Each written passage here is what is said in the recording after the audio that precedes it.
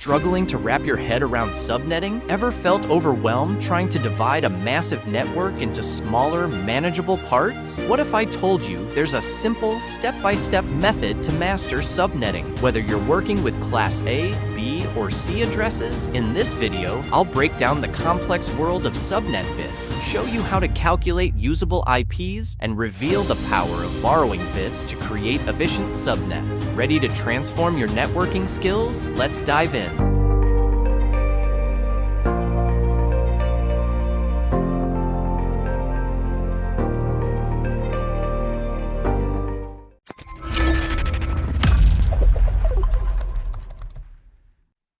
Let's go back to binary, to consolidate this new passion that you have. To create a subnet, you need to borrow host bits and use them as subnet bits, as shown in this figure.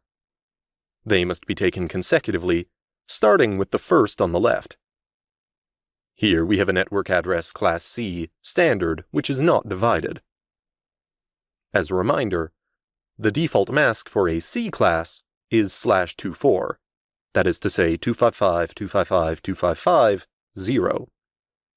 We will be working with the network 192.168.3.0.0 with a /24. This means that there are 24 bits at 1, which gives a decimal 255.255.255.0. The network therefore extends from 192.168.3.0.0 to 255.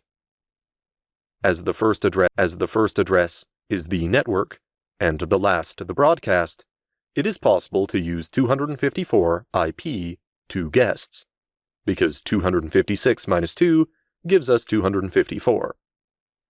Now let's say that we want to create a subnet by borrowing a bit from the host part. On the fourth byte, we now have a 1 followed by 7 zeros, which gives in decimal the number 128. The mask will therefore be 255.255.255.128.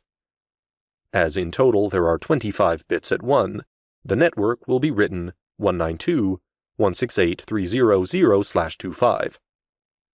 If we change all the bits to 1, where the separation took place on the network address, we find as a broadcast address 192.168.3.0.127. It will therefore be possible to use 126 IP for the host's part, because 128 minus 2 is indeed 126. Each time a bit is borrowed, the number of subnet addresses increases, and the number of available host addresses per subnet decreases. The algorithm that is used to calculate the number of subnets and hosts is the power of 2. Borrowing a host bit is equivalent to making 2 powers 1, which allows you to create 2 subnets. By borrowing 2 bits, this gives 2 powers of 2, and therefore makes it possible to create 4 subnets, and so on.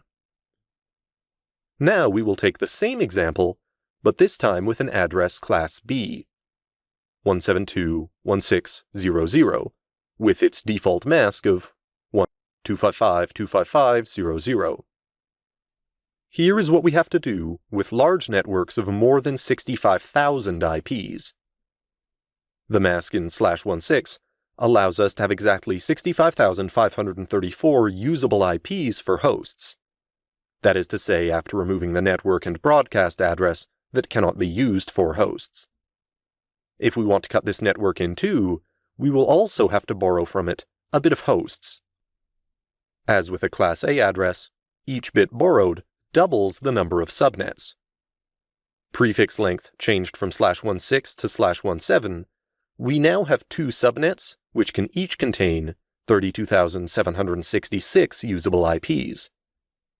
You can see that if we borrow 6 bits at an address class B, this makes it possible to have 64 subnets of 1,022 IPs that can be used for equipment. And here is a last example, with this time a Class A network, which consists of a default mask in /8, which represents very large networks of more than 16 million IPs. The principle remains the same. Each time a bit is borrowed, the number of subnet addresses increases. and the number of available host addresses per subnet decreases. So we want to borrow 2 bits to be able to create 4 subnets. If a network address is split, then the first subnet that is obtained is called subnet 0. Here it is, the 10000 network. To determine each subnetted subnet address, the network address must be increased by the value of the last bit that was borrowed. In this example, 2 bits are borrowed for the subnet of the same network address, 10000. The first subnet address is therefore 10000. This is subnet 0. The last bit borrowed is the one with the value 64, so the next subnet address will be 106400, then 1012800, and the last one will be 1019200. Now that we have our network addresses, we can deduce simply the broadcast addresses. This is the IP address that precedes the next network.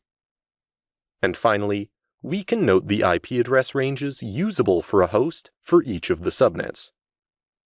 Do not hesitate to train yourself to fully understand the role that the subnet mask plays.